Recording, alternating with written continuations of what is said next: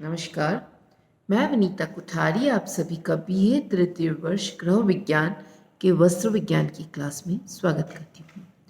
आज हमारा विषय है दाग धब्बे छुड़ाना।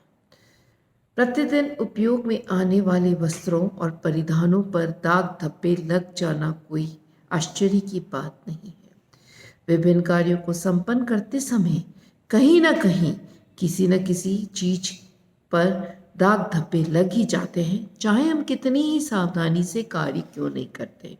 परंतु यदि हम दाग धब्बों को शीघ्रता से छुड़ा लेते हैं तो ये हमारे वस्त्र को नुकसान नहीं पहुंचाते हैं। तुरंत लगे ताज़ा दाग जल्दी से छूट जाते हैं। यदि हमें दाग धब्बे छुड़ाने की विधियों की जानकारी होगी और हमें मालूम होगा कि किस चीज़ से किसका दाग छूटेगा, तो हमें दाग धब्बे छुड़ाने के लिए अधिक मेहनत नहीं करनी पड़ेगी। परंतु यही दाग यदि हवा के संपर्क में आने के बाद सूख जाते हैं, तब इनको छुड़ाना मुश्किल हो जाता है और जब हम इनको छुड़ाने का प्रयास करते हैं तो वस्त्र पर नुकसान पहुंचने के भी चांसेस रहते हैं।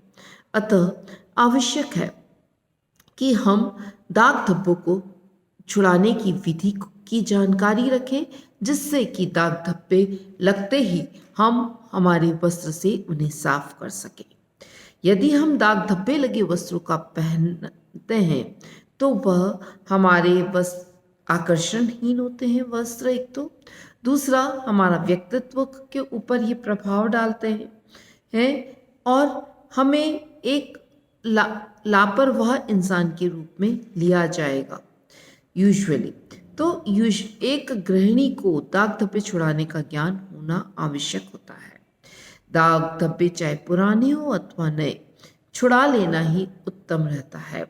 तो दाग धब्बे छुड़ाने के लिए जैसे हम घरों के अंदर कई कार्य करते हैं, जैसे चाय का तो उसके अंतर्गत हमारे दाग धब्बे लग जाते हैं। फॉर एग्जाम्पल, आपकी चाय का धब्बा लग गया, खाना खाते खाते कई बार वस्त्रों पर गिर जाता है तो हल्दी, तेल, मिट्टी, दूध, घी आदि के दाग हमारे लग जाते हैं। परंतु कुछ दाग तो ऐसे होते हैं जिन्हें हम पानी से तुरंत धोते हैं और वे साफ हो जाते हैं, परंतु कुछ में हमें विभिन्न प्रकार के रसायनों का उपयोग और विभिन्न प्रकार की अन्य विधियों का उपयोग करके छुड़ाना होता है। तो सबसे पहले हमें दाग धब्बे छुड़ाने की प्रक्रिया से पहले हमें 3 बिंदुओं पर मुख्यतः ध्यान देना आवश्यक है। सबसे पहले हमें दाग को पहचानना है। जैसे ही वस्त्र पर दाग लगा है, वह किस कैटेगरी का दाग है और किससे छूटेगा। दाग धब्बे छुड़ाने के लिए उपयुक्त माध्यम की हमें जानकारी होना आवश्यक है। प्रतिकर्मक, रसायन, अवशोषक, वसाघोलक किसका सही चुनाव रहेगा इनको छुड़ाने के लिए, तो सेकंड डिसीजन हमें लेना पड़ता है इसका। और तीसरा है कि विधि का चयन, कि हमें कौन सी विधि उचित रहेगी। तो इन 3 प्रक्रियाओं को हमें ध्यान में रखते हुए दाग धब्बे छुड़ाने का प्रोसेस स्टार्ट करना होता है।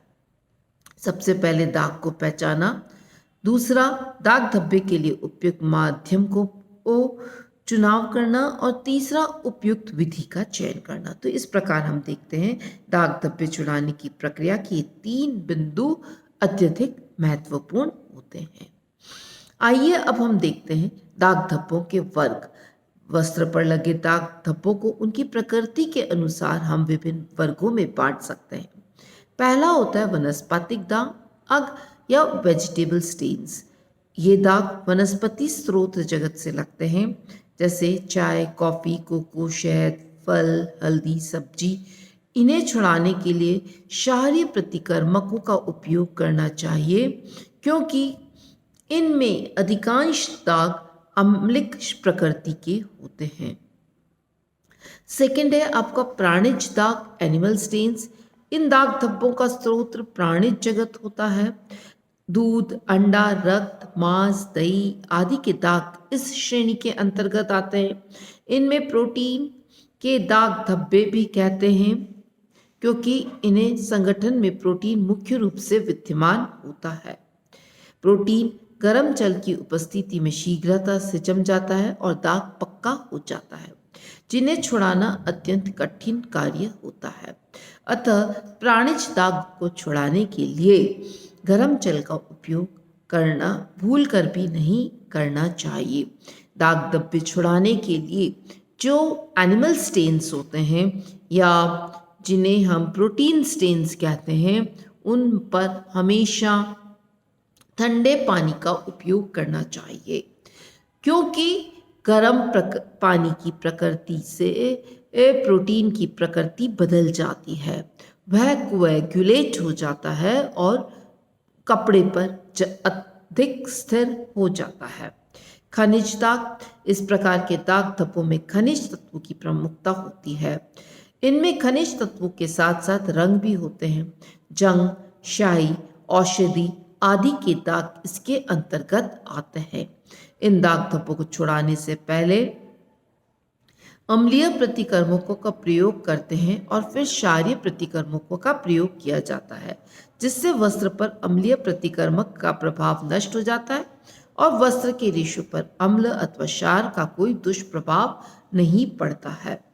दाग हटाने के लिए उसी के अनुरूप प्रतिकर्मक का प्रयोग किया जाता है, फलतः रेशे क्षतिग्रस्त नहीं होते हैं। चिकनाई युक्त दाग, घी, तेल, क्रीम, मक्खन, ग्रीस आदि के दाग इस श्रेणी के अंतर्गत आते हैं। फैट सॉल्वेंट्स या एब्जॉर्बेंट्स को यूज कर वसा घोलक या अवशोषकों को उपयोग करके हम इन दाग धब्बों को हटाते हैं।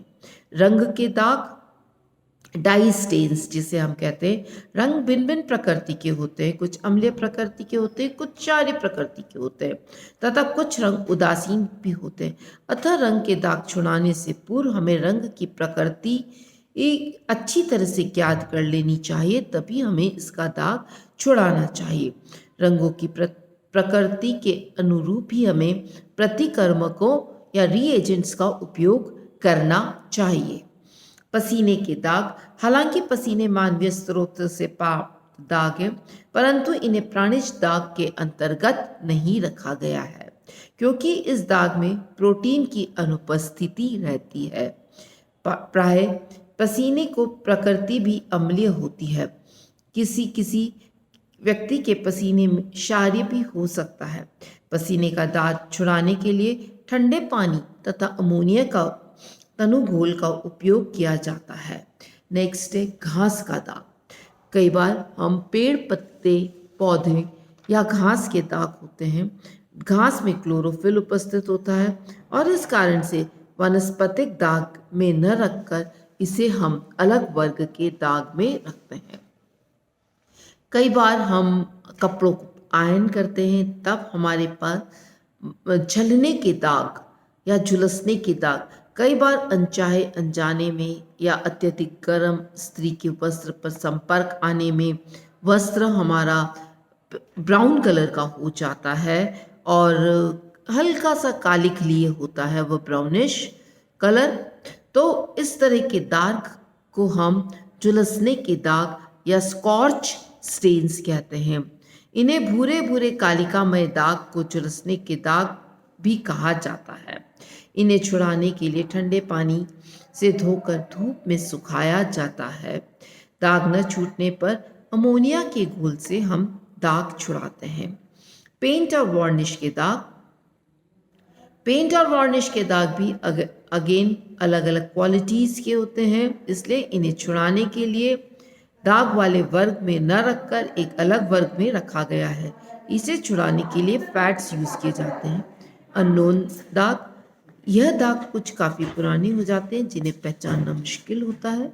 अतः इस प्रकार के दाग को हमें उनके रंग, रूप, गंध, स्वरूप आदि को ध्यान में रखकर पहचाना जाता है। बहुत बहुत धन्यवाद।